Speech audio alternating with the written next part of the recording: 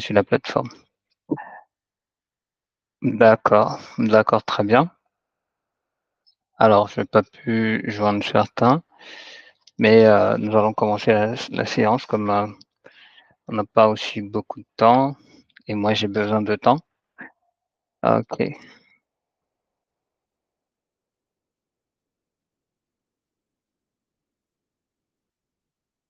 D'accord, d'accord Daniel. D'accord, super. Merci, pour l'information. OK, très bien. Donc, je pense que pour ceux qui viennent d'arriver, vous arrivez à voir, l'écran, que je présente, l'écran PowerPoint. Bon, en tout cas, vous arrivez à voir mon écran parce que souvent je vais changer d'écran, mais je crois que vous arrivez à voir mon écran. Très bien et à m'entendre aussi. C'est super. Alors, bonne arrivée encore à vous. Heu, donc on va pouvoir progresser dans notre cours. On avait déjà abordé un peu, c'était quoi Excel, qu'est-ce qu'on faisait exactement avec Excel. On va pouvoir avancer surtout sur les notions de base à connaître sur Excel. Donc on a fait un petit rappel concernant comment l'interface d'Excel se présente. Donc on a parlé de la notion de ruban, on a parlé d'onglet, on a parlé, de commandes, on a parlé aussi, de groupes, voilà. Les groupes qu'on retrouve pas seulement sur Excel, mais on va aussi les retrouver dans d'autres logiciels, notamment les logiciels de Microsoft Office. Donc, ça sert juste à permettre à l'utilisateur de facilement se repérer, d'accord, dans le logiciel. La spécificité d'Excel, pour parler de la barre de formule, c'est que, sur Excel, on travaille sur des feuilles, voilà, des feuilles de calcul. Sur Word, on travaille sur des pages et sur PowerPoint, on travaille sur des diapositives ou bien, si vous avez une version anglaise, on va dire slide. Donc c'est pas exactement la les mêmes éléments en termes d'utilisation, d'accord? Sur Word, on va travailler par exemple sur des textes qui sont figés. Par moment, on peut travailler sur des textes flottants. Par contre, sur PowerPoint, on va travailler essentiellement sur des textes qui sont flottants. Ici, on va plutôt travailler sur autre chose. On n'a pas affaire à des zones blanches, non. On a affaire à des cellules où on va pouvoir insérer nos données, tout simplement. Très bien. Alors, donc on avait commencé à parler aussi de la notion de cellule dans Excel. Lorsqu'on arrive sur l'interface d'Excel, on trouve évidemment qu'il y a pas mal de cellules, mais ces cellules, en fait, sont constituées de quoi? Ils sont constitués en fait, ces cellules ont une adresse, d'accord? Je reviendrai sur cette notion d'adresse dans les exercices qu'on va faire tout à l'heure. Mais, quand on parle de cellules, on parle d'adresse et l'adresse de la cellule, c'est le nom de sa colonne et le numéro de sa ligne. Chaque colonne dans Excel sont, on va dire, identifiées par des lettres et chaque, ligne dans Excel vont être identifiées par des nombres. Voilà, ça peut être ligne 1 et cetera. Donc ça, c'est très important parce que dans l'écriture de certaines formules, on n'aura peut-être pas le temps d'aller, sélectionner une cellule, mais on peut simplement les sélectionner la cellule en utilisant le clavier au lieu d'utiliser la souris. Donc c'est très important de comprendre cette notion d'adresse. Donc je reviens rapidement, mais normalement vous étiez censé avoir vu ça dans les vidéos, mais je reviens parce que c'est important pour la suite de ce qu'on va voir. Donc, on a dit qu'une cellule aussi peut se constituer, en fait de 3 compartiments. De base, quand on fait une saisie normale, voilà, si je vais dans une cellule, j'écris 300 €, c'est une saisie, normale. Donc là, ce que je vais appeler le résultat, la formule et la présentation vont être une seule et même chose. Mais en règle générale, surtout quand on a affaire à des gros volumes de données où il y a pas de saisie, où on peut évidemment voir 300 € comme ça, généralement, c'est le fruit de 3 choses. La première, c'est le résultat qu'on voit. L'autre, c'est la formule qu'on ne voit pas forcément du premier coup, mais qu'on peut identifier dans la barre de formule. Et l'autre élément, ça va être la présentation. Ça peut être, une devise, ça peut être un pourcentage, ça peut être, un formatage personnalisé de texte. Alors souvent, on va travailler sur des fonctions texte, donc on aura l'occasion aussi de revenir sur ces détails-là. Alors, il y a 2 notions qui sont très, très impératifs à bien retenir, surtout dans la manipulation des fonctions dans Excel. C'est la notion du point-virgule et du 2 points, d'accord? Dans Excel, quand on veut sélectionner des éléments, s'ils sont distincts, on va utiliser le point-virgule. S'ils sont liés, on va utiliser le 2 points. Voilà, mais ce qu'il faut retenir, c'est que le point-virgule, généralement dans certaines nomenclatures de fonctions, pour le système anglophone, parce que je sais que pour le système francophone, je sais que pour le système anglophone, on ne va pas utiliser le point-virgule. Généralement, on va utiliser la virgule, tout simplement. Mais euh, le point-virgule, pour nous, en tout cas, qui travaillons sur du francophone, ça va être celui qui va nous permettre de séparer les arguments de, en fait, en français, de dire et. Si je veux dire Excel sélectionne cette cellule et, je vais utiliser le point-virgule. Bien, fais-moi ça, et fais-moi ça, et fais-moi ça. Donc, je vais utiliser le point-virgule. Par contre, si je veux dire je vais partir d'un endroit à un autre, là, je vais utiliser le 2 points. Et généralement, cette notion de 2 points introduit la notion de plage, parce que finalement, une plage, c'est simplement partir d'un endroit à un autre, tout en sélectionnant tout ce qu'il y a au milieu. D'accord? On va bien voir ces aspects-là. Donc là, par exemple, ici, je vais mettre ça comme ça. Donc, par exemple, ici, c'est une plage. D'accord? C'est, on va dire, un bloc de cellules qui sont rangées, liées les unes après les autres. Alors, j'avais pris un exemple dans le cours que j'avais envoyé. Par exemple, ici, on souhaitait encadrer C3. Bon, en fait, ici, c'est évident qu'on connaît bien les positions de chaque élément. En fait, on aurait dû même effacer le contenu et laisser juste le numéro des lignes et le nom des colonnes. Mais si je souhaite sélectionner C3, ça va être juste cet élément-là, tout simplement. Alors, juste un instant, je vais vérifier.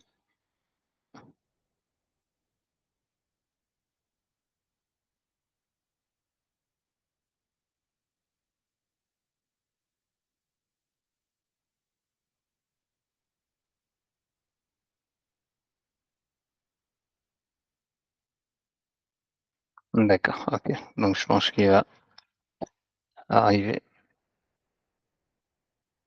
Très bien. Donc, là, si je veux sélectionner C3, ça va ressembler à ça. Par contre, si je veux sélectionner, par exemple, pour introduire la notion du point-virgule, là, on me dit d'encadrer B5, point virgule D6, point virgule A3. En fait, on est en train de me dire sélectionne B5 et D6 et A3. D'accord? Donc là, j'ai sélectionné A3, B5 et D6. Par contre, si on utilise le 2 points, d'accord? Donc je vais sélectionner C1, 2 points E2. Ici, je ne suis pas en train de dire de sélectionner C1 et E2, puisque j'ai mis un 2 points. Donc je vais sélectionner C1 jusqu'à E2. Donc je vais essayer de voir quels sont les chemins qui me permettent de partir de C1 à E2. Déjà, essayons d'analyser. Alors, je pense normalement que le mythe me permet de faire un peu quelques manipulations. Alors, je vais faire ça. Voilà, je vais prendre le stylet là. Donc, en analysant notre élément, je vais revenir pour faire un petit zoom là. OK, OK, voilà. Très bien. Donc, en analysant notre élément, et je vais partir de, ouh là là, on ne voit plus de C1 à E2, voilà. OK, comme ça. Donc, je vais partir de C1 à E2.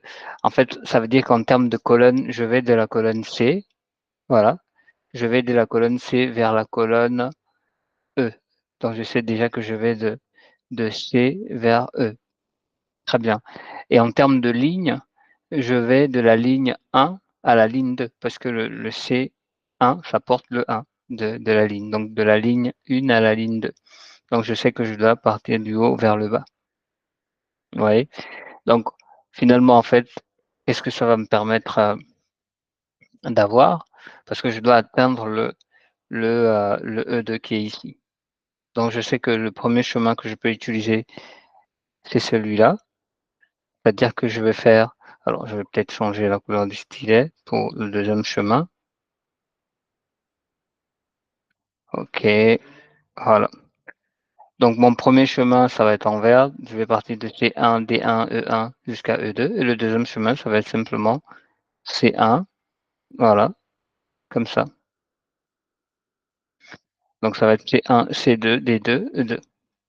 Donc finalement, encadrer C1 jusqu'à E2 ou C1 de point E2, en fait, ça revient simplement, voilà, à encadrer ça. Voilà, ça revient simplement à encadrer cet élément-là. Alors donc je pense que ça, c'est un acquis parce que l'on a déjà vu ça en détail. On va faire un petit exercice pour être sûr que c'est bien rentré. À chacun, je vais vous donner un exercice puisque vous voyez tous mon écran actuellement. Donc je vais aller dans Excel maintenant et donc je vais changer mon écran de partage. Alors,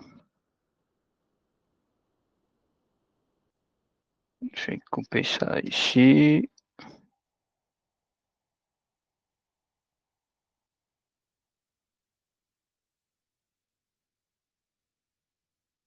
couper celui-là. OK, super et je vais venir, sur l'autre.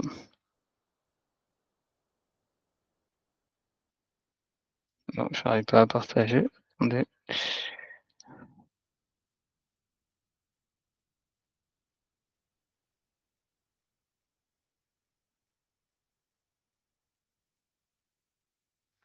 Très bien.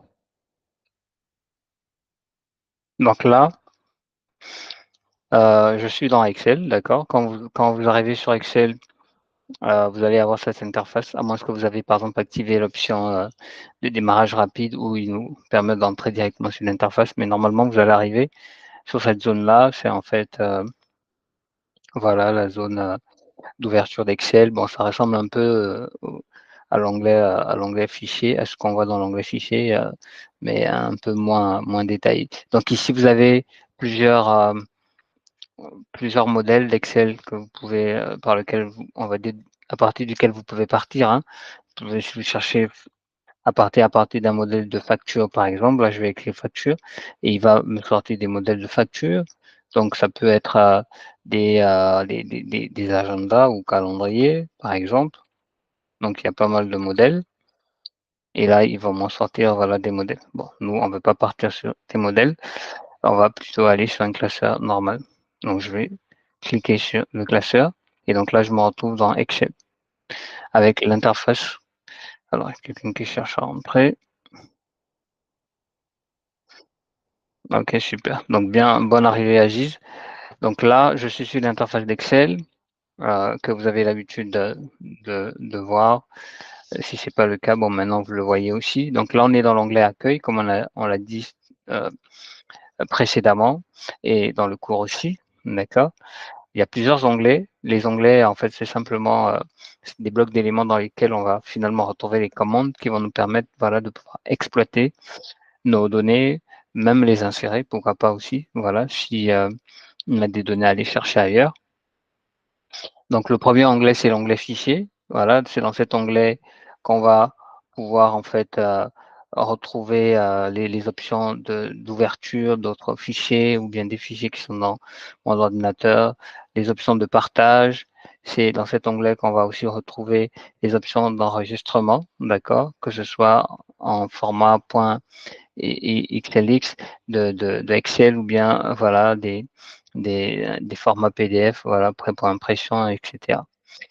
Et puis, d'autres éléments qui ont été ajoutés dans Microsoft 365. Là, je suis dans Microsoft 365 et l'exercice que je donne toujours aux apprenants, par exemple, c'est comment vérifier, on va dire, la version l'enregistrement que vous avez. Par exemple, pour notre cas, on va simplement aller sur compte et là, vous allez pouvoir identifier la version que vous avez actuellement, soit c'est du 2010, et Alors, je signale quand même qu'il y a certaines fonctions qu'on va voir que vous n'aurez pas si vous avez une version antérieure à 2021, d'accord?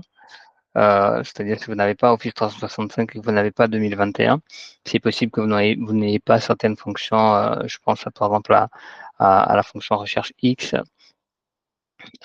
que je pense qu'il n'est pas disponible dans certaines versions. Il y a aussi certaines fonctions comme les filtres, les séquences et tout ça. Donc à ce niveau-là, je vous montrerai l'astuce qu'on va utiliser pour pouvoir les manipuler, à votre niveau. Et puis on a les options tout en bas, d'accord? Où, ici on va pouvoir faire un certain nombre de paramétrages, qu'il y a sur votre que vous pouvez, on va dire, ajouter sur votre Excel, mais vous avez aussi une généralité d'informations concernant la configuration de votre Microsoft Excel. D'accord? Généralement, pour les configurations, on va dire, populaires dans Excel, on va surtout aller personnaliser le ruban ou bien activer, par exemple, un onglet, qu'on souhaite, utiliser. Par exemple, au moment où je parle, si vous avez jamais travaillé sur VBA, c'est possible que vous n'ayez pas, par exemple, développeur qui est activé. Donc là, si vous voyez développeur ici, je pense que dans le quiz, il y a quelqu'un qui avait dit que développeur n'était pas dans Excel. En fait, il est dans Excel, sauf qu'il n'est pas souvent actif, en fait. Voilà, donc ça, c'était juste une question un peu piège.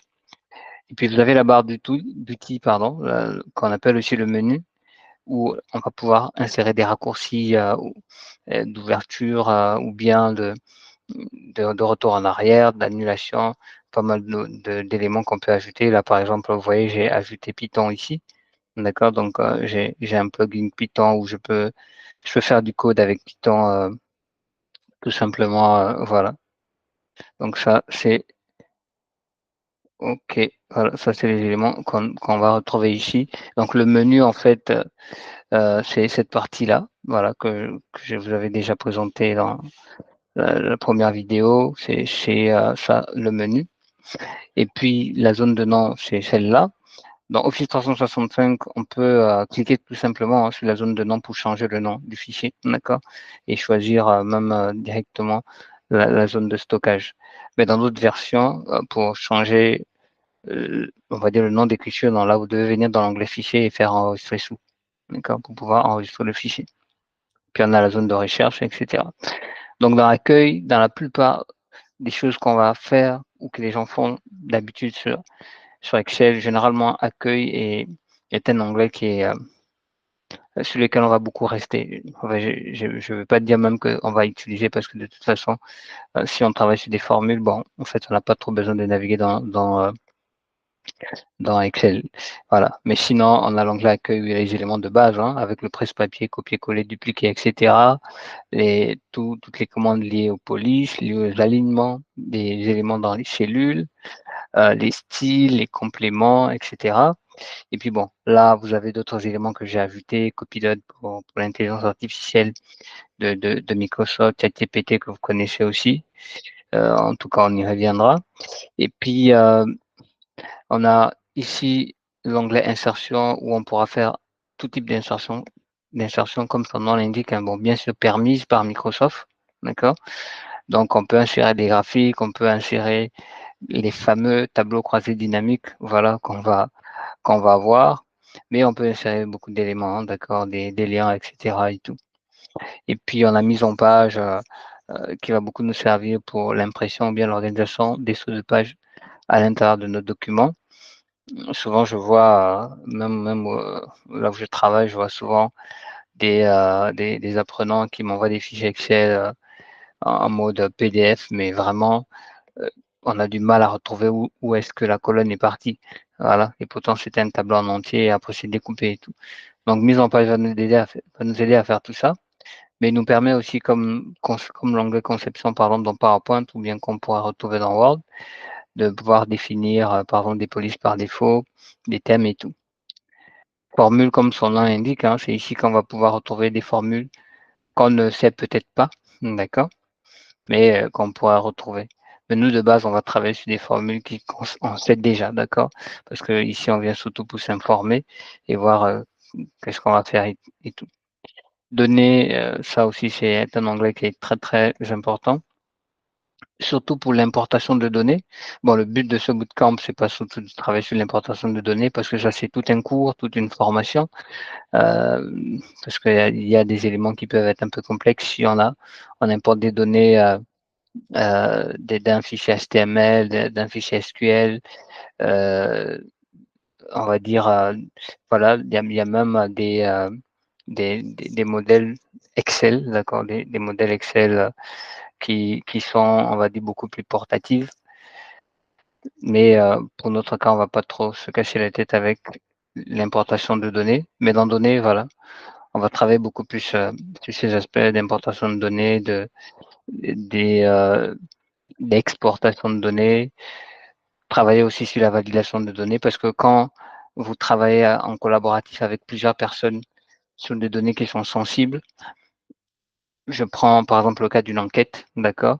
Vous avez besoin que lors de la saisie de ces données-là, les personnes qui travaillent avec vous, voilà, suivent, on va dire, une certaine feuille de route, même dans l'écriture. Voilà, même dans l'écriture. Parce que si on décide que pour identifier un homme, on écrit masculin et que quelqu'un d'autre veut écrire mâle, ce qui n'est pas faux.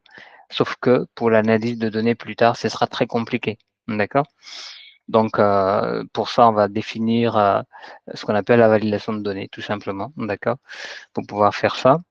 Et puis, on a révision qui est un peu le dictionnaire d'Excel, affichage pour tout ce qui est la manière d'afficher nos feuilles, voilà, d'afficher nos feuilles tout simplement hein, dans Excel. Hein, voilà. C'est ici qu'on va aussi retrouver le zoom. Bah, je pense que j'avais aussi mis cette question-là. Et puis, il y a beaucoup d'autres onglets qui ne sont pas là, qu'on appelle des onglets cachés.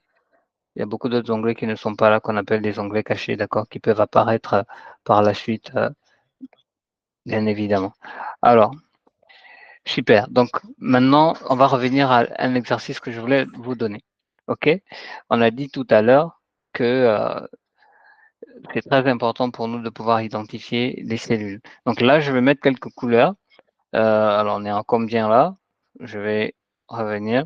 Donc, si vous me suivez, vous écrivez oui dans le chat.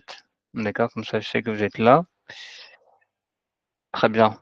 Alors, je vais mettre du jaune, je vais mettre du vert, je vais mettre du bleu. Très important quand on arrive à se repérer nous-mêmes déjà. Je vais mettre du rouge et je vais mettre, alors peut-être du violet. Super. Du violet, peut-être du marron. Hein. OK. Alors par exemple, ça, je vais mettre ça pour du jaune. Je vais faire comme ça et comme ça, voilà, pour, le vert. Je vais faire ça, comme ça et comme ça. Ça, c'est pour, alors le prochain, c'est quoi? Bon, je vais mettre du violet, hein. J'arrive pas à voir. Oh, OK, le bleu.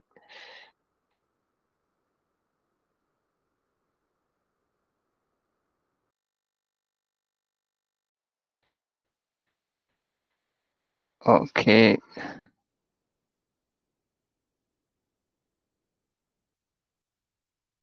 Donc ça, c'est pour du rouge.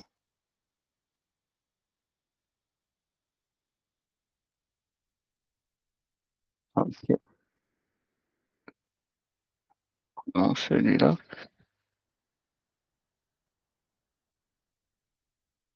OK, super. Alors,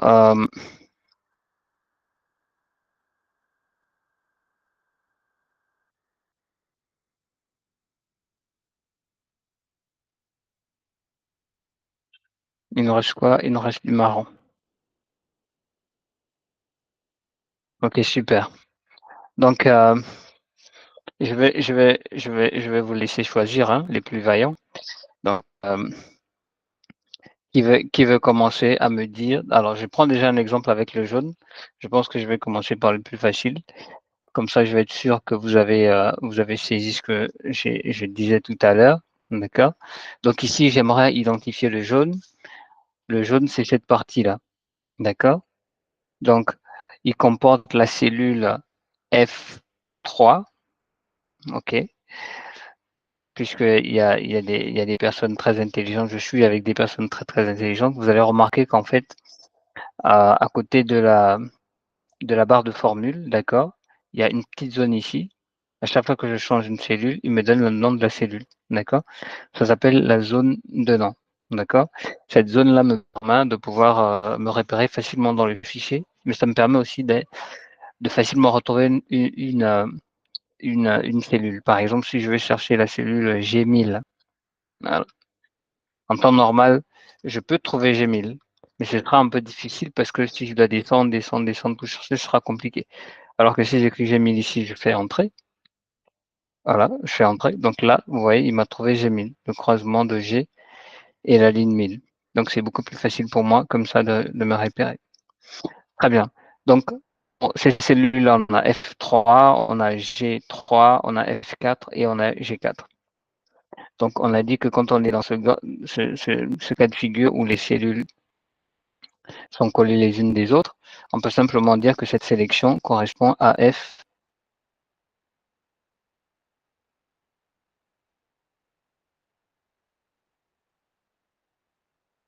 F3 de point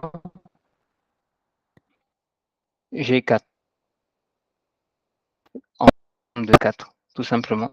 Et donc le croisement me permet justement de pouvoir avoir ces deux éléments-là. D'accord? Alors, très bien. Donc, qui veut essayer? Voilà.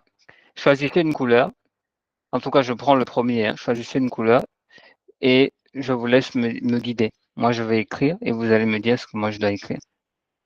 Donc, vous choisissez une couleur et je vous donne la parole. Bien sûr, si deux personnes choisissent la même couleur, je vais laisser le premier qui aura commenté. Voilà, je vais lui donner la couleur. Bien sûr, si vous ne choisissez pas une couleur, moi je vais vous désigner hein, je vais vous donner le plus compliqué, bien ce que je pense le plus facile. Ok, Stélia, d'accord. Donc, je te donne la parole. Guide-moi. Tu prends quelle Je couleur? choisis la couleur marron. J'ai choisi le marron. Super. Mhm. Donc, qu'est-ce que j'écris? Euh, D22, D22. deux points, Ah oui. E22, E22. Après, je vais corriger à la fin. D'accord? F21, Je vais corriger à la fin qu'on aura tout terminé. Donc, D22, 2.E22. deux points encore, Deux points, oui. F21, F21. Ouais.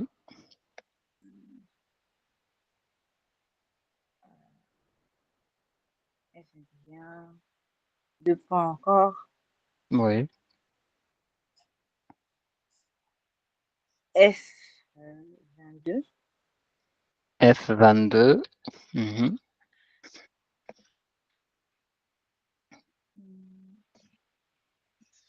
G21. Est-ce que si je mets G21, ça comprend G22 en fait? D'accord. Je, est-ce, Après le F22, est-ce que, qu'est-ce que j'écris? Après le F22, qu'est-ce que je mets? Avant de parler de G21. euh, F20, F20, j'ai mis F21.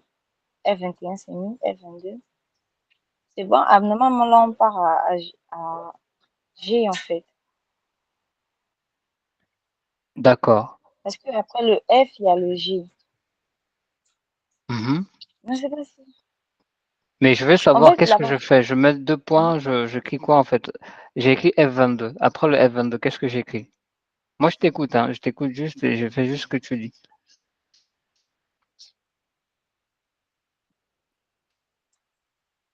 Mais dis ce qui te vient. Voilà. Il n'y a pas de mauvaise réponse, pas du tout. Tu dis juste ce qui te vient par rapport à ce que tu as retenu et après on corrigera ensemble. Non, on va reprendre. D22, virgule. Non, Bon, je rappelle que les le, la, ponctuations qu'on utilise, c'est juste point virgule et la deux points. virgule. Oui, la virgule, c'est et, non? Mais non, Oui, le point, c'est de non, pas la telle virgule, lettre pas la à telle virgule, lettre. pas la virgule. Point virgule. Point virgule, ça veut dire Point, voilà, excusez-moi. et 2 points, ça veut Et dire deux jusqu'à. points, c'est jusqu'à. Oui. Donc, on va enlever les 2 points, on va mettre virgule. On va d'abord mettre virgule.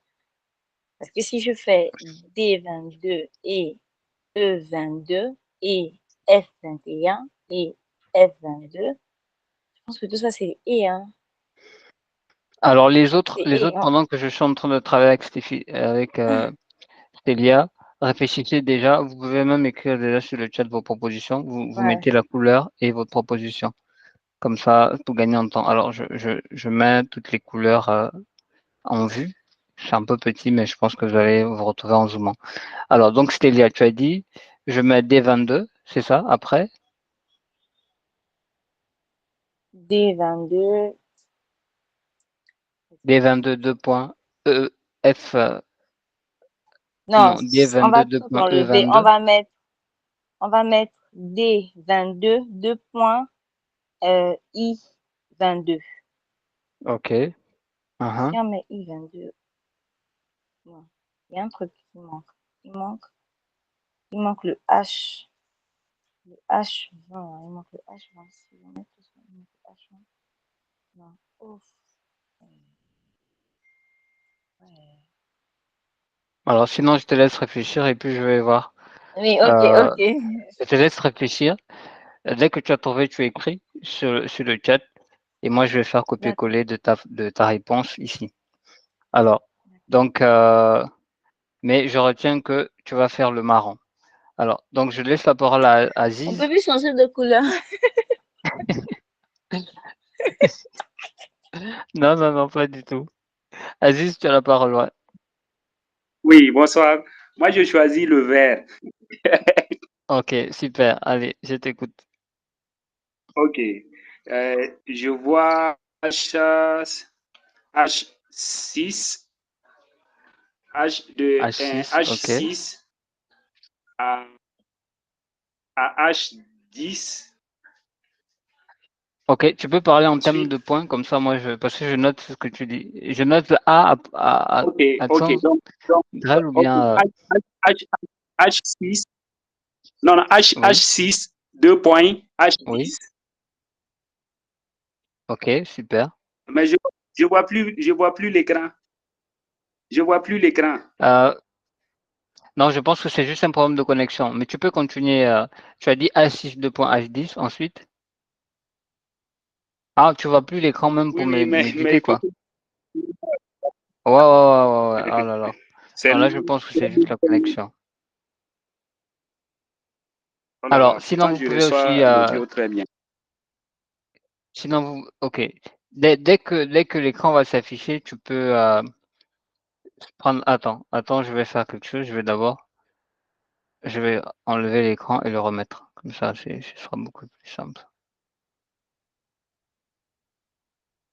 Sinon, vous pouvez aussi prendre, en scan l'écran pour que ça ne puisse pas bugger après. Donc là, je vais relancer l'écran. Non, c'est toujours la même chose. Learning Time qui est présenté ici. OK, bon, attends, je t'envoie ça,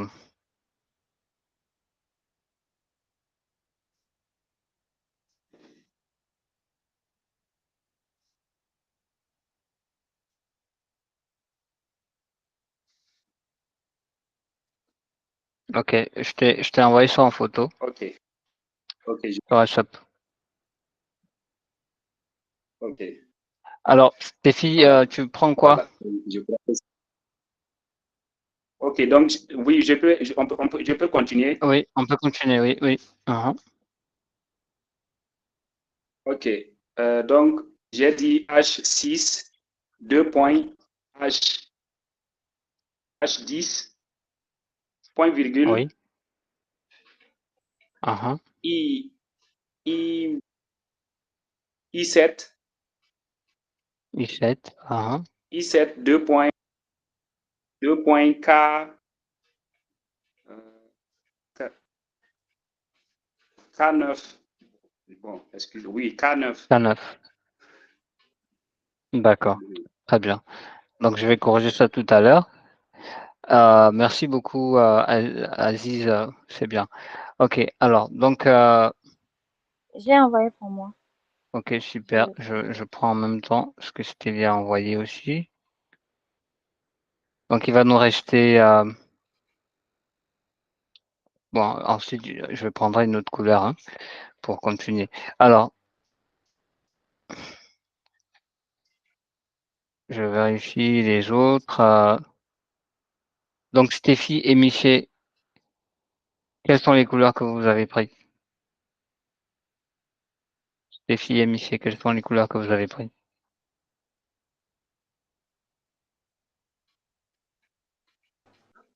Je peux prendre le bleu. D'accord, très bien. Donc, dis-moi, qu'est-ce que j'ai pris? Euh, L12, L12, 2.L14, oui, point virgule oui, M11 oui, et M10 d'abord, 2.M11, M10, 2.M11, point virgule oui, N7, N7, 2.N8. N8. OK, très bien. Donc, je laisse la parole à Stéphie. Stéphie, qu'est-ce que tu as? Je ne sais pas si tu nous entends. Je pense que tout à l'heure, elle nous entendait. Alors, en attendant que Stéphie nous réponde, je vais toujours prendre le plus facile, hein. OK. Alors, je vais prendre le violet. Donc, pour le violet, je vais faire F14, 2 points, F16, point virgule, G13, 2 points, G17, point virgule, H. Alors là, ça fait H15, je pense bien. OK. Point, 2 points. I, voilà, I16, c'est très bien. Alors, Stéphie, est-ce que tu nous entends? Sinon, on va avancer. Je ne sais pas si elle arrive à nous entendre.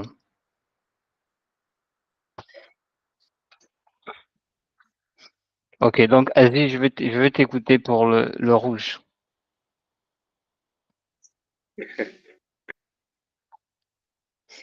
Et ensuite, on va corriger.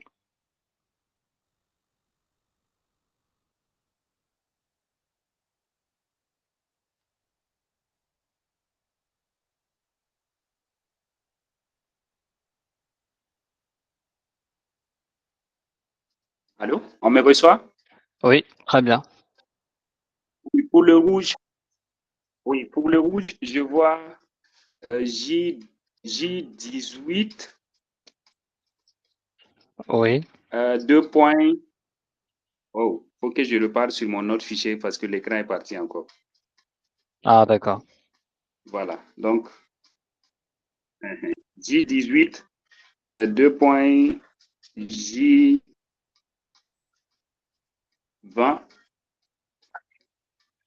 point virgule, 2 points G20. K, K18, 2 points K23, point virgule,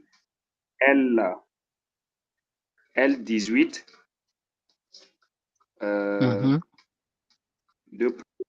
2 points L20, L20. point OK. virgule, L23, M23. Et L23, 2 points L M23.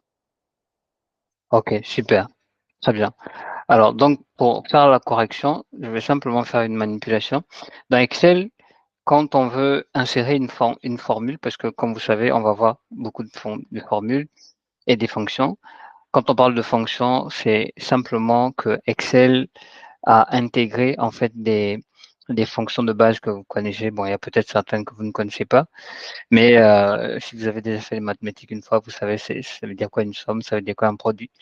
Donc ça, c'est une fonction. Donc quand on parle de somme et tout ça, qui sont déjà prédéfinis sur Excel, on parle de fonctions.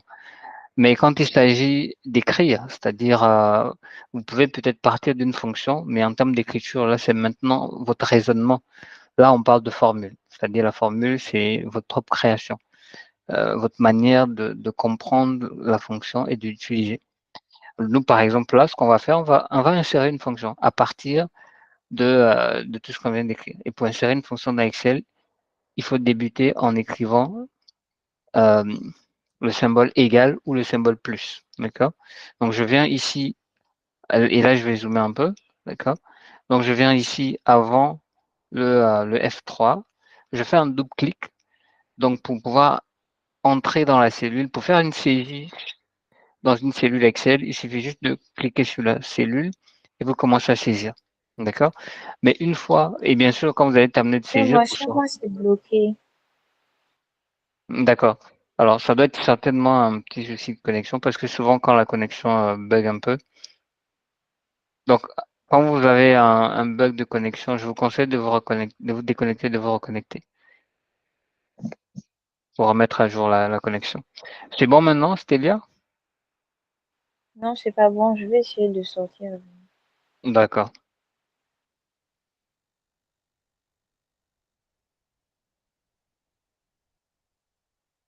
Donc là, je suis dans ma cellule. J'ai terminé d'écrire ce que j'ai écrit. Je clique sur Entrée, sur la touche Entrée pour pouvoir sortir. Si par maladresse j'ai écrit quelque chose que je ne souhaitais pas, donc quand je suis dans la cellule, au lieu de cliquer sur Entrée, je clique sur la touche Échappe. Je rappelle que la touche Entrée, c'est un gros bouton, voilà, dans votre clavier d'ordinateur, qui est généralement à côté de la touche M, voilà. Et la touche Échappe, c'est la première touche. Bon, généralement, elle se trouve dans votre clavier. C'est la première touche au coin en haut de votre clavier. Donc, vous avez, on va dire, votre clavier est présenté comme une forme de rectangle, d'accord? Où il y a, ce rectangle aura 4 côtés et il aura une longueur supérieure et une longueur inférieure. Donc, sur la longueur supérieure, vous allez trouver les boutons échappe, F1, F2, F3 jusqu'à F12, d'accord? Et puis 2 autres boutons, peut-être insert ou supprime. Et bien sûr, sur la longueur inférieure, c'est là où vous allez trouver la touche contrôle FN, la touche Windows, Alt, la touche espace, Alt GR, contrôle, etc. D'accord? Et bien sûr, sur les côtés, que je vais appeler des largeurs, voilà, sur les largeurs, là, on va retrouver des boutons comme Mage, tabulation et tout. Voilà, très bien. Donc, j'espère que Stélia est revenu. Alors, je vérifie. Et je pense que oui. OK, très bien. Mais si je vais, alors que j'ai déjà écrit quelque chose sur ma cellule, si je vais à nouveau ressaisir à l'intérieur de cette cellule quelque chose, attention, avant d'écrire, il me suffit pas simplement de cliquer sur la cellule, il faut que je entre à l'intérieur de la cellule. Parce que lorsque la souris de mon clavier, je vais zoomer parce que vous devez comprendre la notion d'apparence de la souris. Lorsque la souris affiche une croix blanche, je vais changer mon mode de partage pour être sûr que vous voyez les mouvements de ma souris. Alors, je vais prendre celui-là.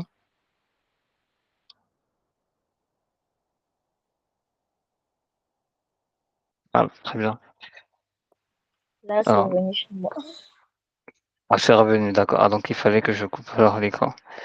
Alors, par contre, là, je n'ai plus la main sur l'écran, donc je vais essayer de me connecter avec une autre session. pour être sûr de voir ce que vous voyez en cas de bug. Alors, très bien. Mais là, vous voyez un gros bouton, bon, en fait, on va dire un symbole plus en blanc comme ça au-dessus de la cellule. Là, il est en train de me dire qu'en fait, j'ai sélectionné la cellule, mais je suis au-dessus de la cellule. Je ne suis pas dans la cellule. Alors, ça veut dire quoi être dessus? Ça veut dire que si j'écris quelque chose, il va effacer ce qu'il y avait là avant et il va réécrire ce que je viens d'écrire. Donc là, si j'écris par exemple bonjour, vous voyez, il a effacé ce qui était là avant. Alors que peut-être que ce n'était pas mon intention en fait. D'accord? Peut-être que mon intention, c'était d'ajouter quelque chose soit avant, soit après ce texte. Donc pour ça, je dois faire un double clic gauche. D'accord? Dans votre souris, vous avez la possibilité, on va dire de faire ce qu'on appelle un clic gauche.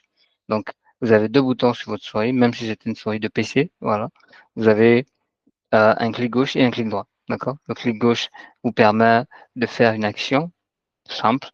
Par contre, le clic droit, il vous permet d'accéder à d'autres options de manipulation. Par exemple, si je fais un clic gauche maintenant, il ne va pas réagir parce que pour qu'il puisse rentrer dans la cellule, je dois faire un double clic gauche.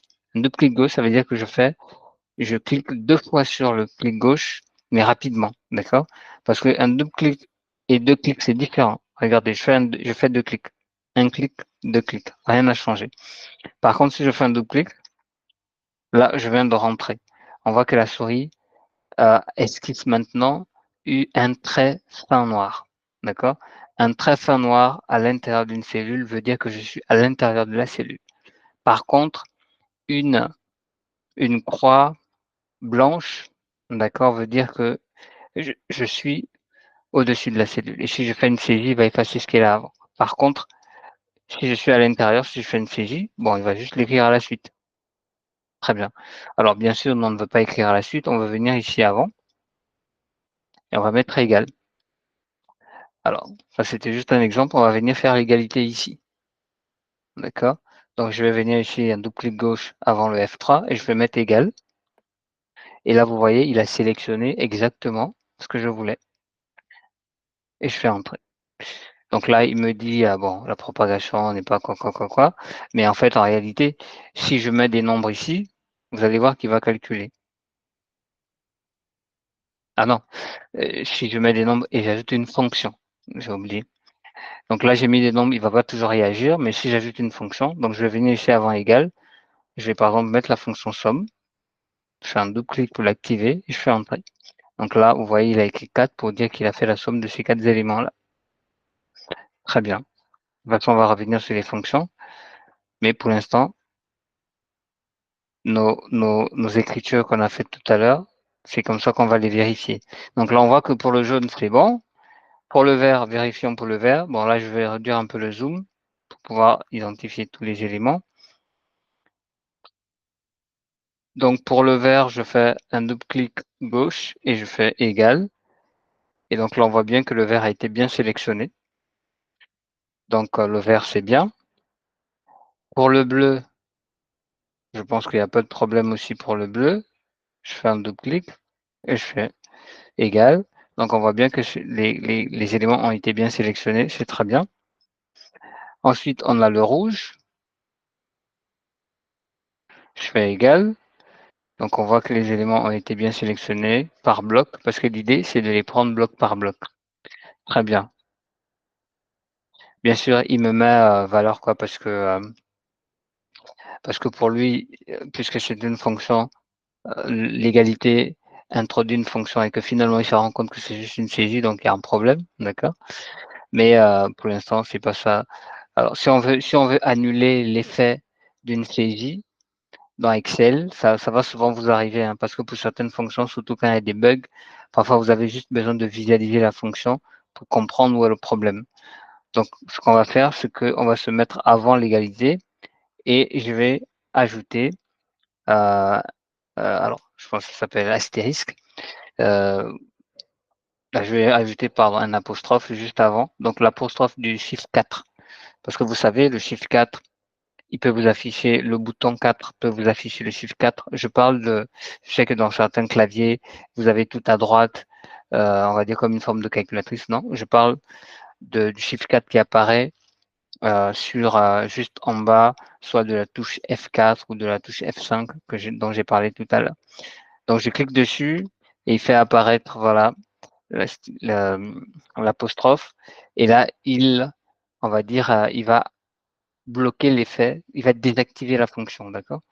Et il me permet juste d'afficher la formule telle quelle. Donc là, on voit bien qu'il affiche la formule telle quelle. Très bien. Là, notre formule, elle n'est pas complexe. Hein. Si je peux enlever l'égalité, elle va toujours s'afficher. D'ailleurs, tout à l'heure, on a vu que même pour les fonctions dont on n'a pas encore manipulé, ça s'affiche très bien. Mais si vous avez utilisé une fonction somme ou une fonction produit, il faut nécessairement la désactiver parce que si vous ne la désactivez pas, elle ne va pas s'afficher comme les autres ici. Très bien. Donc là, je désactive celui-là. Continuons notre correction. Maintenant, le violet. Donc, je vais mettre égal. Voilà. Donc, on voit qu'il a bien sélectionné l'élément. Et je vais désactiver la fonction. Et on va terminer par le marron. Voilà. Donc, on voit qu'il a aussi bien sélectionné chaque élément. C'est très bien. Donc, je pense que pour cette partie-là, vous avez bien compris la notion de sélection des cellules parce qu'en réalité, à chaque fois qu'on va faire on va utiliser des fonctions ou des formules dans Excel, en réalité, on ne va faire que sélectionner des cellules et tout ça. Donc, il faut être très astucieux, il faut bien comprendre comment ça fonctionne, cet aspect-là. Alors, donc là, nous sommes sur la feuille de calcul 1. C'était la feuille de calcul qu'Excel, voilà, on va dire définie par défaut lorsqu'on ouvre un classeur. Mais sinon, on peut ajouter d'autres feuilles. Pour ajouter une nouvelle feuille, on va cliquer simplement sur plus ici. Et donc là, il va nous ajouter une nouvelle feuille. Vous voyez, la feuille, elle est vierge. Si je veux supprimer une feuille, je vais simplement faire un clic droit et non un clic gauche. Je vais faire un clic droit sur la feuille, comme ça. Comme je vous ai dit, le clic gauche permet d'accéder à une action. Voilà, ça peut être une action d'ouverture, une action de fermeture, mais il me permet d'exécuter une seule action à la fois. Par contre, le clic droit me permet d'accéder à d'autres paramètres en fait d'action sur l'élément que j'ai sélectionné. D'accord? Là, on est sur la feuille de calcul. Pour saisir la feuille de calcul, ce n'est pas sur la feuille en elle-même. D'accord? C'est sur le nom de la feuille. Parce que si vous faites un clic droit ici, vous avez des paramètres qui s'affichent, mais ces paramètres sont propres à la cellule, pas à la feuille. Pour accéder à des paramètres qui sont propres à la feuille, il faut cliquer sur le nom de la feuille. Clic droit sur le nom de la feuille. D'accord? Donc, si je fais un clic droit sur le nom de la feuille, je peux faire beaucoup de choses. Je peux le masquer.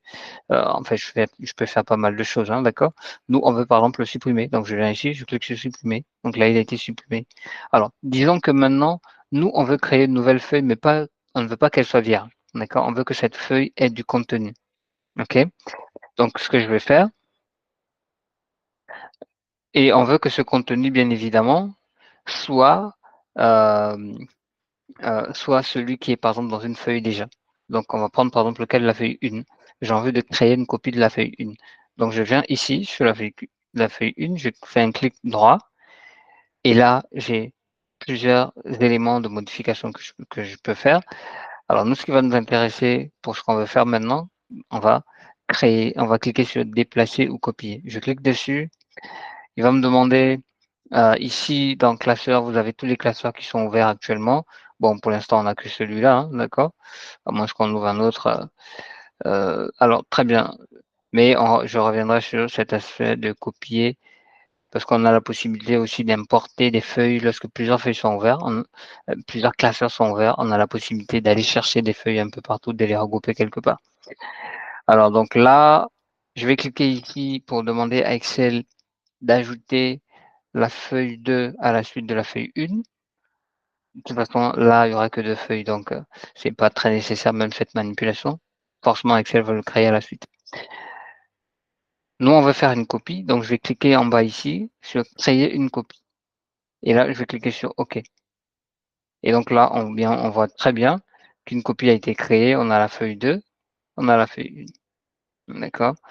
Si je veux supprimer tout ça, je vais faire juste CTRL A.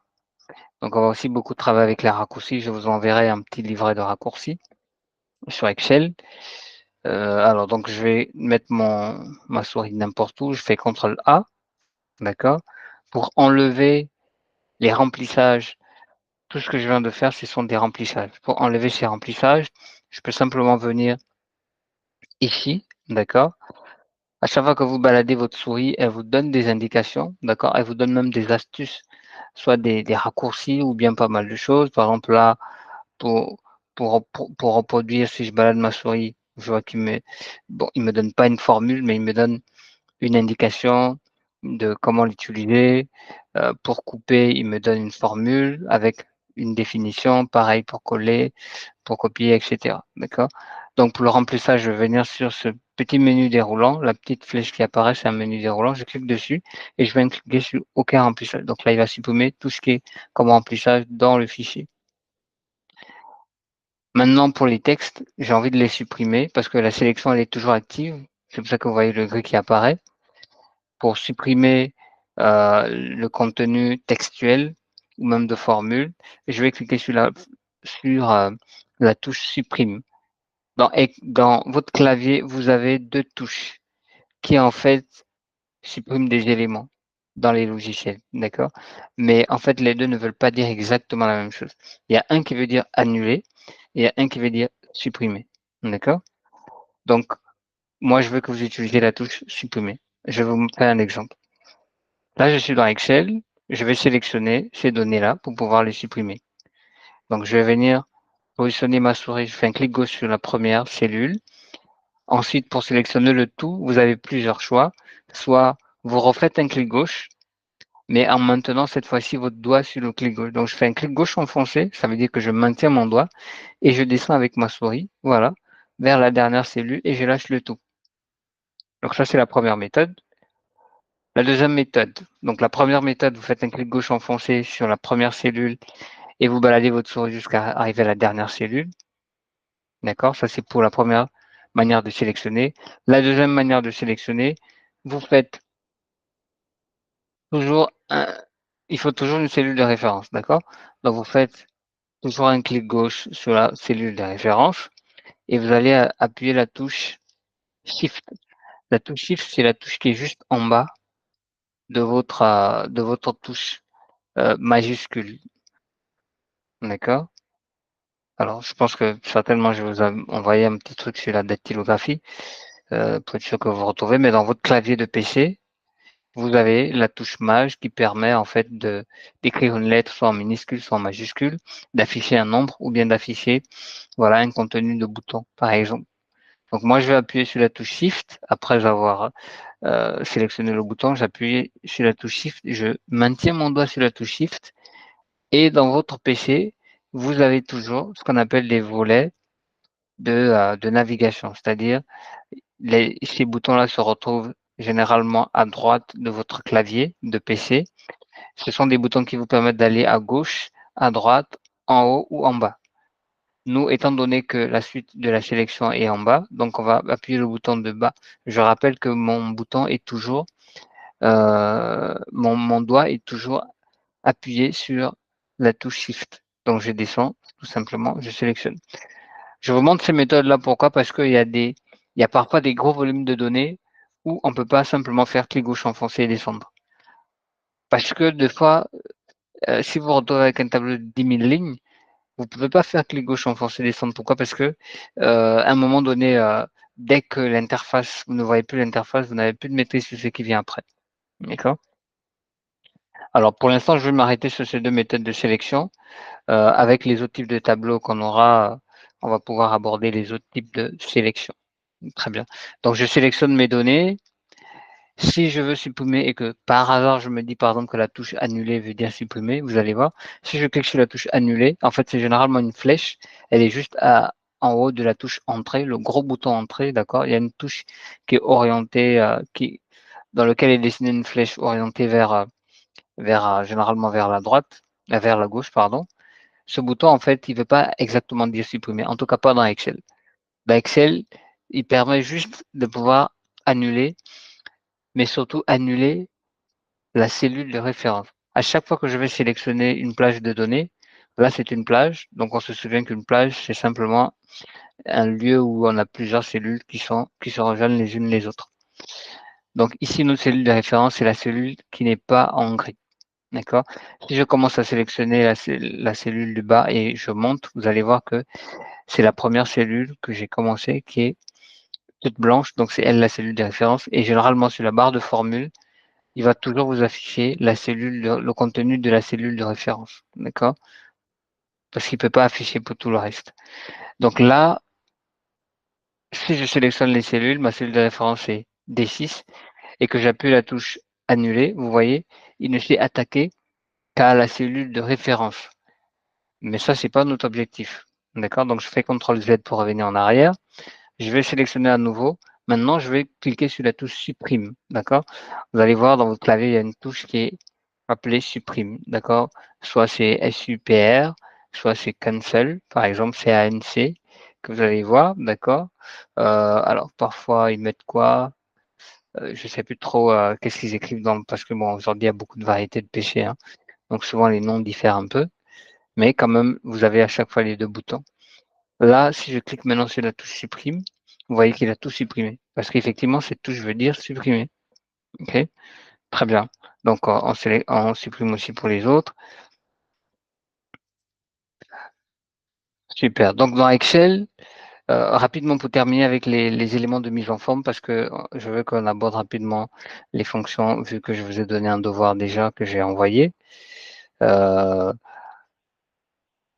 On va revenir sur les mises en forme, je pense, soit en cours enregistré ou bien on le verra peut-être dimanche, mais je pense que ce sera mieux en cours enregistré parce que c'est pas très essentiel. On prend un élément A, on prend un élément B, on prend A, je vais faire A plus B, ok. Je donne à A des valeurs, donc je peux sélectionner tout ça. On avait dit que dans l'onglet accueil, c'est ici qu'on peut gérer tout ce qui est alignement. Donc, vous voyez ici dans alignement, je peux centrer les éléments. D'accord? Je peux même sélectionner tout ça, toujours en faisant clic gauche enfoncé et je balade ma souris. Et donc là, je peux m'amuser à manipuler les éléments comme je veux, sans souci. Voilà. Super. Alors, donc, je vais donner des valeurs à A. 21, bon, je sais pas trop, on va prendre des valeurs arbitraires. L'idée, c'est de les manipuler tout simplement. Je vais prendre le B.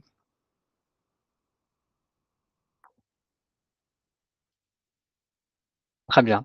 Alors ici, je vais calculer A plus B. Un débutant de la Excel, ce qu'il ferait, par exemple, d'accord, maintenant qu'il a compris que pour insérer une fonction, une formule, parce que là, nous, ce qu'on va faire, c'est une formule, on ne va pas utiliser la fonction somme maintenant, mais pour insérer une formule dans Excel, on va faire égal. Donc, on va égal ou plus, c'est la même chose. Bon, pour l'instant, je préfère utiliser égal. Donc, je vais écrire égal. Il peut écrire 12 plus 3. Et Excel lui donne 15, ce qui n'est pas faux. D'accord? Alors, sauf que si je reviens ici sur le B et que j'écris 5, on voit que le fichier ne s'est pas mis à jour. Et donc là, il y a un problème. D'accord? Pourquoi? Parce que au lieu d'additionner l'adresse des cellules, il a additionné le contenu des cellules. Et ça, on ne le fait pas, bien sûr. D'accord? Parce qu'en entreprise, on a besoin de mettre à jour des données à tout moment. D'accord? Donc, il faut que les formules insérées dans les données soient des éléments qui peuvent se mettre à jour. Donc, au lieu d'additionner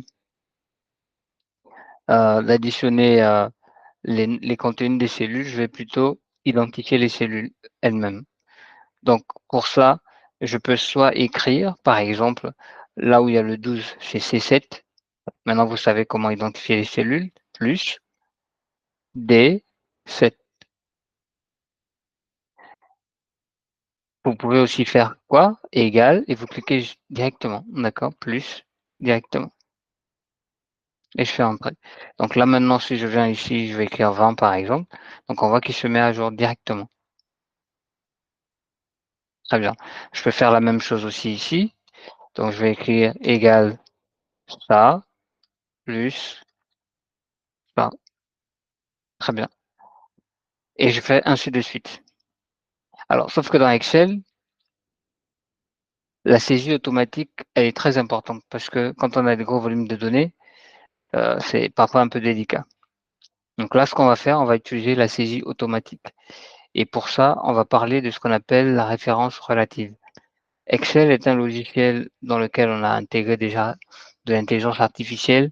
Il peut, on va dire, il peut vous donner une suite de sélection. Par exemple, si j'écris lundi ici, OK, et que je veux que Excel me donne la suite, on va dire, des jours de la semaine, je vais utiliser ce qu'on appelle la poignée de recopie. D'accord? Comment on fait pour visualiser la poignée de recopie? C'est simple. Il vous suffit de cliquer déjà sur la cellule et vous ramenez votre souris juste en bas à droite de la cellule et vous allez voir une croix noire fine qui apparaît. Je vais zoomer la cellule. Vous voyez, il y a une croix noire fine qui apparaît. Cette croix noire fine s'appelle une poignée de recopie. Voilà. Donc je fais un clic droit, un clic gauche sur cette cellule-là. Lorsque la croix noire fine apparaît, je fais un clic gauche et je descends. Et donc là, vous voyez, il m'affiche mardi, mercredi, jeudi. Je peux faire la même chose pour les mois de l'année. Je vais écrire janvier comme ça, je clique sur entrée, je reviens sur la cellule de janvier.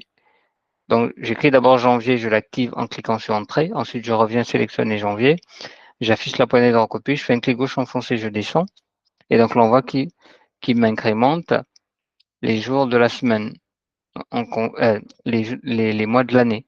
On peut faire la même chose. Par exemple, je vais écrire 2024. On peut faire la même chose avec les chiffres. Sauf que pour les chiffres, il va quand même nous demander ce qu'on veut faire. Donc, j'affiche la poignée de recopie, clic gauche enfoncé, je descends. Vous voyez, il n'a pas directement écrit 2025 et la suite, d'accord?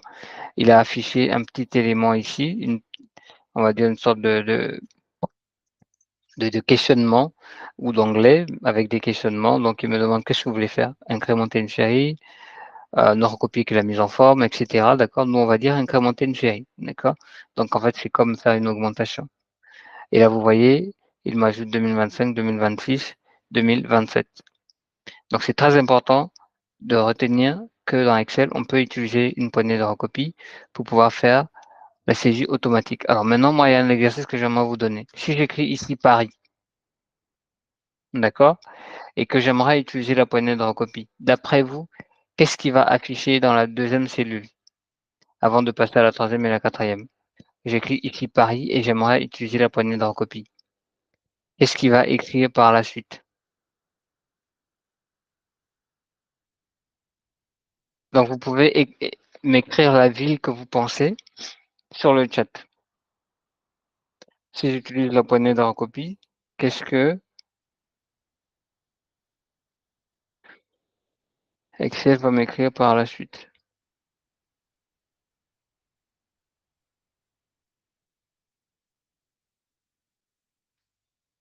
Pendant que vous répondez, j'essaie de vite me connecter.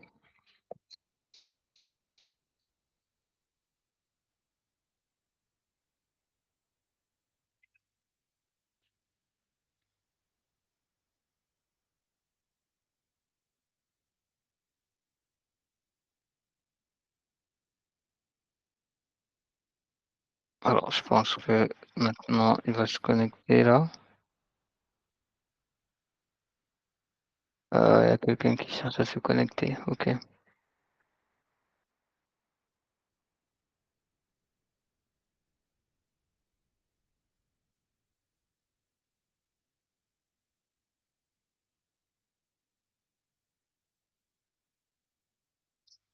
OK, alors je vais rapidement regarder vos réponses, vu qu'on a le temps qui avance. Alors super, donc Stélia a dit, il va demander une précision comme les chiffres. OK. Alors Rennes peut-être, OK. Pareil pour les autres cellules également. Très bien.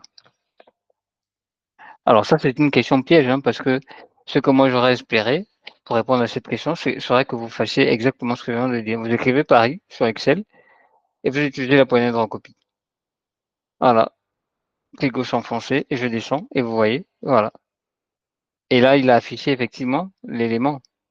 Mais si je sélectionne, on voit qu'en fait, il y a pas si j'essaie de voir les autres propositions, on voit qu'il y a pas grand-chose en fait, qui se passe. Il me propose aucune autre ville. Alors pourquoi? Parce que ici, Paris est considéré comme un nom propre. Paris, c'est pas le monde entier qui connaît Paris. Donc, c'est pas évident, pas qui connaît Paris. En fait, il y a pas de hiérarchie particulière, heu, en France. Donc, sur quelle base on peut dire que la 1re ville, c'est Paris ou la deuxième ville, c'est Marseille? Il y a pas de base particulière, alors que pour les jours de la semaine, les mois de l'année, c'est conventionnel, en fait. D'accord? Donc parfois, il y a des choses que vous allez demander au logiciel qu'il va pas accepter de faire parce qu'il comprend pas ce que vous voulez dire, tout simplement. Donc, merci pour vos réponses, c'est bien, c'est une bonne contribution.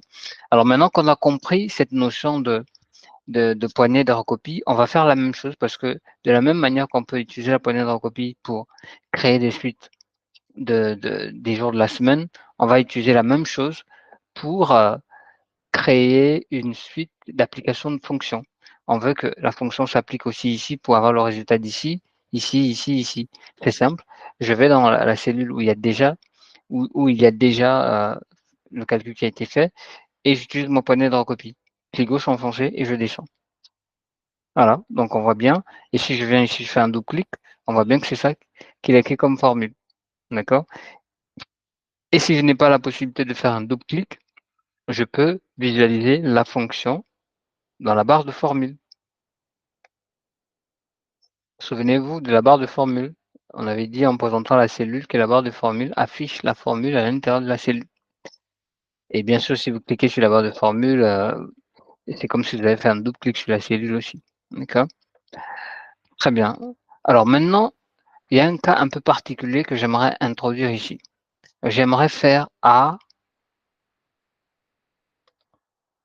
plus B plus C. OK.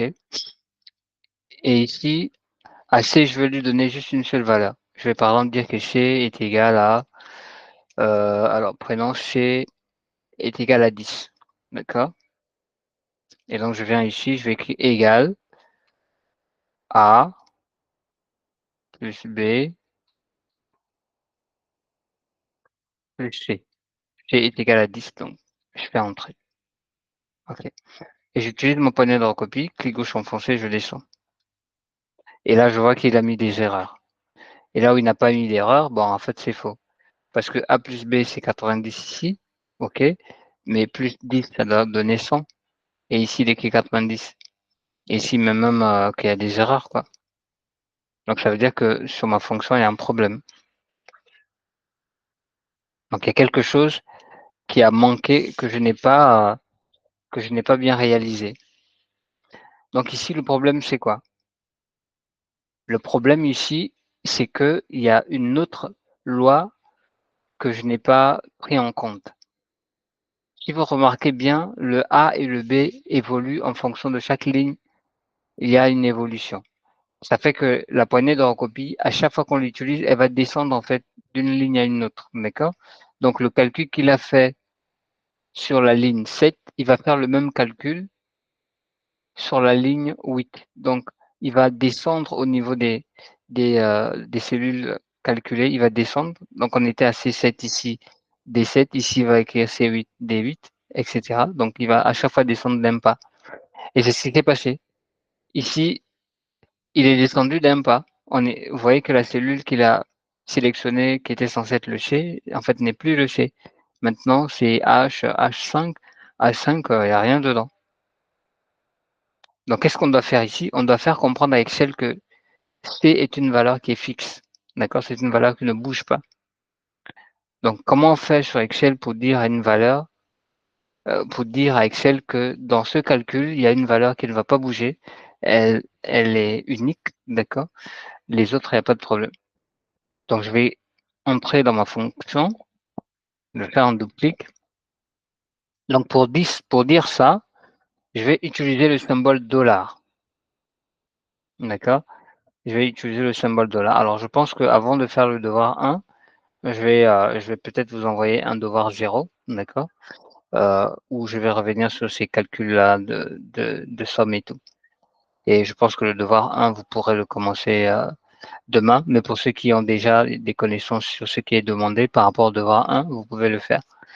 Voilà, mais je vais vous envoyer un devoir 0, parce que là, je vois que notre temps a avancé. Je vais vous envoyer un devoir 0 sur ce que nous venons de faire. Très bien, donc j'ai besoin de dire à Excel que la valeur de C n'évolue pas. Donc pour ça, je vais insérer un concept qui s'appelle la valeur absolue. D'accord? Donc tout à l'heure, on avait parlé de référence relative, d'accord? Maintenant, nous parlons de référence absolue. La référence absolue fait référence au fait que dans notre formule, il y a des valeurs qui n'évoluent pas. Il y a des valeurs qui sont les mêmes. Ça peut être une valeur, ça peut être une plage qui n'évolue pas, d'accord? On verra dans certains exemples comment on va sélectionner toute une plage, on va la figer aussi. Pour l'instant, c'est une cellule qu'on veut figer. Donc pour figer une cellule, vous allez utiliser la touche F4, d'accord? Je rappelle que la touche F4 se situe dans la première ligne des boutons tout en haut de votre clavier, d'accord? La première, c'est la touche échappe. La deuxième, c'est F1, F2, F4, etc. D'accord? Donc, je vais appuyer sur la touche F4, tout simplement. Et là, vous voyez, il affiche le symbole dollar devant le H et devant le 4. Dollar devant une lettre et devant une cellule, parce que le 4 ici représente la cellule, hein, représente la ligne, pardon. Le 4 ici représente la ligne, le H représente la colonne. Donc le 10 ici est dans la colonne H et la ligne 4. Donc le dollar devant la ligne, ça veut dire que la ligne ne va pas évoluer. Le dollar devant la colonne veut dire que la colonne ne va pas évoluer. Donc ça veut dire que la cellule finalement ne va pas évoluer. Voilà, elle va rester la même. Et donc là, je clique sur Entrée et je peux utiliser la poignée de recopie comme tout à l'heure. Clic gauche enfoncé et je descends ma souris. Et donc là, on peut observer effectivement qu'on a le 15. Et les calculs ont été bien faits. Si je rentre ici dans 19, voilà, on voit bien que c'est A plus B plus C à chaque fois. D'accord? Donc ça, c'est la notion de référence relative et qu'on va d'ailleurs beaucoup utiliser aussi dans nos calculs. Juste remarquer quelque chose sur l'utilisation de la poignée de recopie. Pour l'instant, je vous ai donné juste une seule utilisation de la poignée de recopie. C'est que si je vais recopier une formule sur, on va dire, plusieurs lignes, parce que généralement, vous allez faire le calcul sur plusieurs lignes et vous allez toujours faire une écriture de formule de manière à ce que le calcul que vous avez fait dans une cellule, on peut la reproduire sur d'autres cellules. D'accord? Parce que généralement, vous allez travailler avec des gros volumes de fichiers. Donc, pour l'instant, la poignée de recopie, on l'a utilisée en faisant un clic gauche enfoncé et puis on descend la souris. D'accord? Mais on peut aussi l'utiliser autrement. Vous pouvez vous pouvez l'activer ici, tout en bas, et vous faites juste un double clic gauche.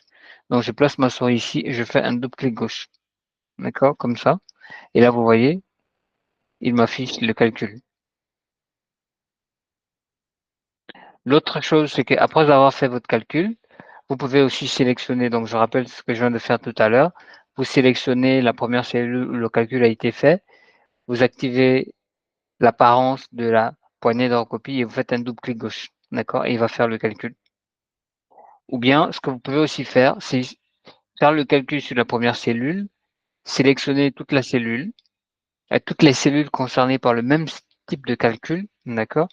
Il faut toujours vérifier que la cellule des références, le calcul a été bien fait de manière à ce qu'on puisse la recopier.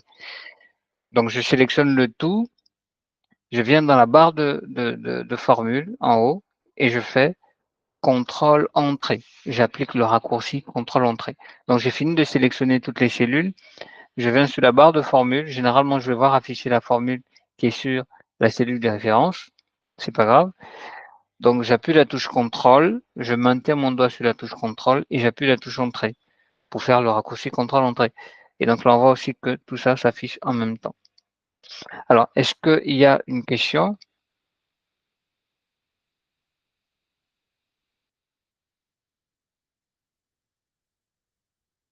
Alors, je vais vérifier, est-ce qu'il y a des questions?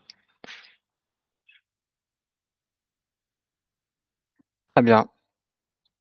Donc je vous enverrai tout à l'heure une série d'exercices, pas seulement avec la fonction, pas seulement avec les calculs qu'on vient de faire. Donc si on veut calculer un produit, je vais effacer tout ça. Si je vais utiliser un produit, d'accord?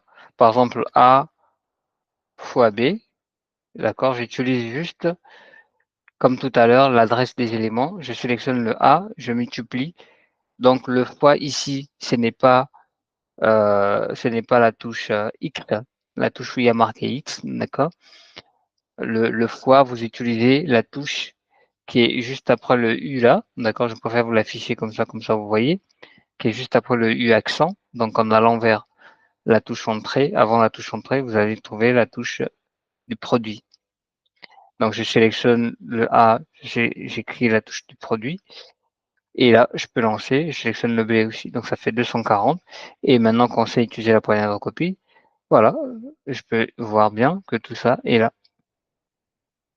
Pareil aussi si je veux faire la somme de A et B, c'est-à-dire en utilisant la fonction somme, donc je fais égal somme, j'écris SOM, SOM ou bien SO tout simplement et là il va m'afficher plusieurs sommes. On va voir, la plupart de ces sommes-là et nous pour l'instant on va voir la somme simple. Donc une fois la série de sommes s'affiche, je fais un double clic gauche encore pour pouvoir activer la fonction somme. J'aurais pu moi-même écrire SO2ME, d'accord? Mais il se pourrait que la fonction ne soit pas active si vous saisissez tout vous-même. Donc saisissez juste les 3 premières lettres et puis vous choisissez la fonction que vous souhaitez activer. Une fois elle est activée, elle vous demande d'écrire les différents arguments, d'accord? Vous n'êtes pas obligé de l'écrire manuellement, vous pouvez simplement venir sélectionner, d'accord?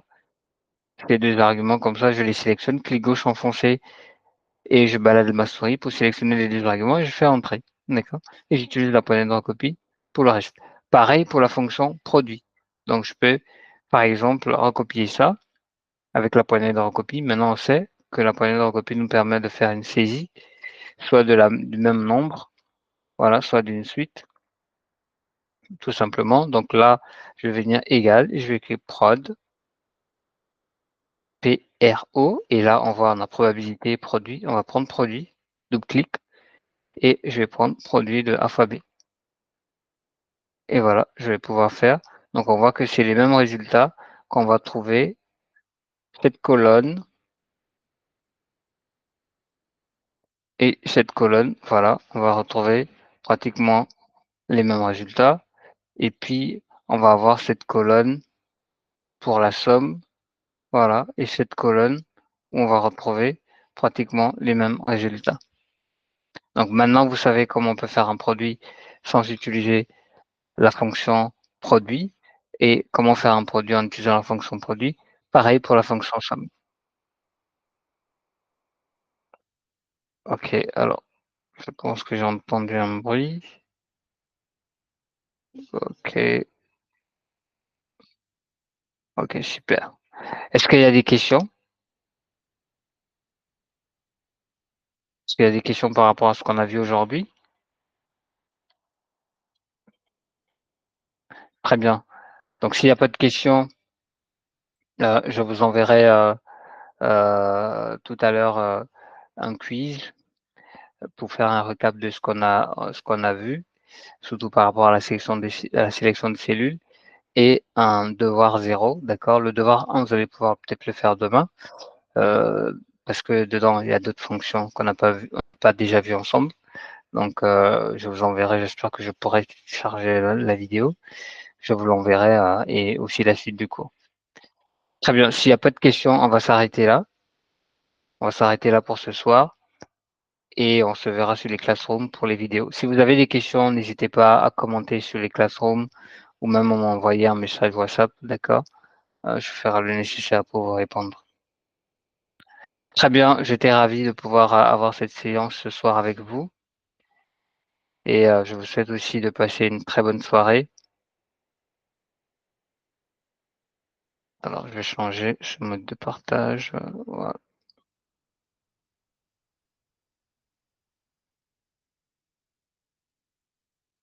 Voilà, je vous souhaite de passer une très bonne soirée et on se dit, pour le prochain cours en visio, on se dit dimanche, d'accord?